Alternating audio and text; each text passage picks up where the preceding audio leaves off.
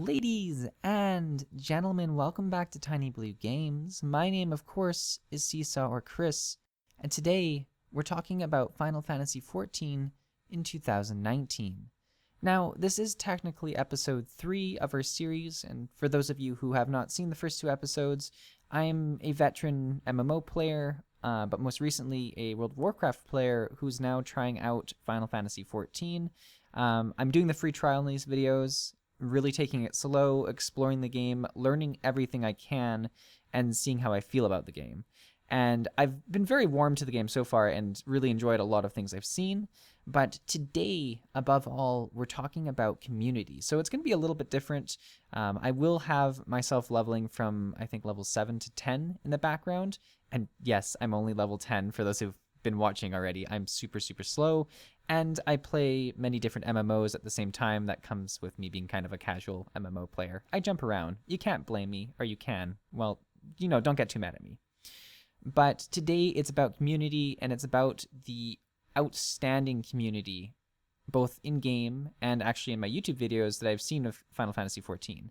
I mean, if I was to put it kind of in a chart basis, I'd put Final Fantasy XIV and probably games like Guild Wars 2 at the top of the chart, let's say at 10. Games like World of Warcraft were probably more like 6 or 7, where you have quite a few welcoming people, but there are the very salty people that don't want to see you at all in your battleground if you have no idea what's going on. And then there's games like, I don't know, let's say League of Legends, probably near the bottom, where I've the amount of times I've tried to play that game and been like just destroyed in chat it's fun. And I think people just play it for the toxicity. Anyways, this game has been a breath of fresh air. In the video right now, actually, you'll see me just sort of walking into one of the starting zones and just saying hi to everyone. And out of nowhere, a conversation jumps to life, and I'm talking to new players, old players, returning players, senior players. Like, it's just incredible how many people started talking and making jokes and trying to offer advice. I had people try to add me to their free company. I learned what a free company was. I had people try to whisper me. I had people add me to their friends list. I wasn't able to do all of it because I am on a trial account, so I wasn't able to join the free company or whisper them back. But once I had mentioned in the chat that I was part of a free trial, they all of a sudden told me, hey, you can't actually do these things. I'm sorry, I tried to invite you to them. Just be my friend for now, and if you join the game, you can join my free company later on. It was just so welcoming and friendly. And I talked with them for quite a while, and eventually I was like, hey, I'm going to go do some more leveling, because I do actually level, despite being only level 10, so, it happens. I told them that, and they were like, no worries, just whisper us or find us whenever you need some help, because I was on their friends list. So they just welcomed and offered that help moving forward. That was just such a comforting thing, just to know that there is someone I can ask if I do run into issues. Now, the other part of it, in terms of asking for help, I have to talk about my YouTube comment section. In a good way, which is such a crazy thing for YouTube. But the last 2 videos I posted for Final Fantasy XIV, both of them have had almost the most amount of comments to like ratio that I've ever received in any video. And it's pretty much all positive, which is crazy for YouTube. The amount of crazy people that just say random shitty things, it's pretty out there. But they're all positive comments for these Final Fantasy videos. They're all people that are trying to offer advice, and I'm not just saying like little tiny tidbits. There's like multiple people who have stopped, written entire 10-point paragraphs on how new players should go about joining the game, things you should be aware of, how you should try and progress your characters. It's insane, the kind of content that these people are just leaving in the comments. And I hope that new players that come to these videos do take a look at the comments section, because it's just insane. And I, as a new player myself, please keep sharing stuff. I try in my videos to make it clear when I don't understand something or have questions, because you guys are just on it and answer it right away. And then I can bring that information into the next video and sort of have that information just organically in the video for people that are watching further on. Like I said, I learned what free companies were. I learned what fates were from my comment section. I was like, what is this interesting event that scales me down in level? And I learned that it only scales you down. You can't scale up to them. There was so much that, so much stuff to learn.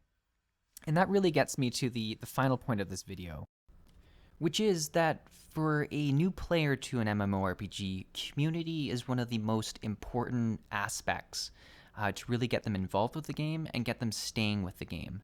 I mean, there's a lot of great games out there that, just don't have the community to support new players. And because of that, we see new players turn away from the game. And it's a really harsh reality because it's a very downward spiral where no new players want to join the community because it's a bad community. And because of that, the community's never going to become good itself.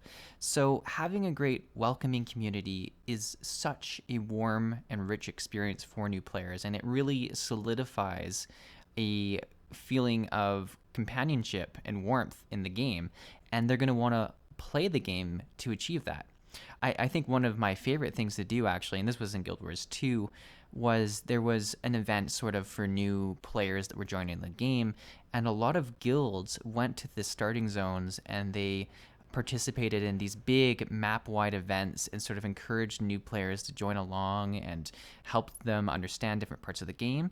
And it was just a really rewarding thing to be part of. Even though it wasn't actually very rewarding in-game, it was really fun to see so many people actively trying to support Guild Wars 2 and help it grow. So seeing this in Final Fantasy XIV as a new player really does make me feel supported and makes it seem like a very warm, friendly place that I can go and hang out. It's also great, I guess, on the other side of things, for people that are learning the game. I talked about in this video how there's a lot of things I didn't know how to do, and there's still a ton of things that I don't understand. And having people that I can rely on, knowing that there's people I can talk to, really helps out. Because it's not fun to always have to go online, look up, how do you do this, and read some sort of wiki about it. It's not one of the more rewarding ways to learn a game, and specifically when it comes to MMORPGs, a game that's supposed to be focused on the online community, it really doesn't lend itself well to the game. You should be able to find those answers either in the game via NPC or some sort of helper, or very conveniently from fellow players who have struggled with that in the past or have just found a really simple way to solve specific problems. So I think Final Fantasy XIV is well suited to have a great community, and that's what's really helped it grow in the last few years. I mean, even going to the Reddit, most posts that you see are quite positive and are quite helpful, and a lot of them are from new players that are trying to join the game and sort of share their experience or have specific questions. And I mean, Reddit's obviously not a great place either in terms of community. It depends obviously on the subreddit, but like I say, this subreddit itself seems to be quite abnormal, where there is so much positivity.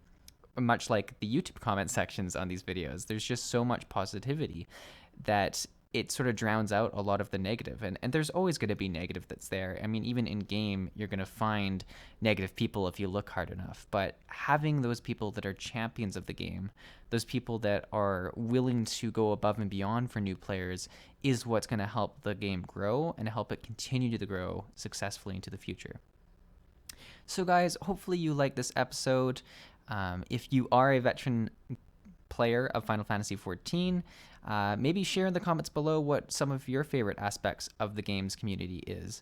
I mean, a lot of players are looking for why they should get into this game. They're looking for what makes it such a different game, and I think the community is for sure part of this. So share your experience. I'd love to hear it myself, and I hope you guys enjoyed this episode. We will continue on leveling in our future episodes and hopefully get to a dungeon really soon. I'm very excited to see what that content's like in this game.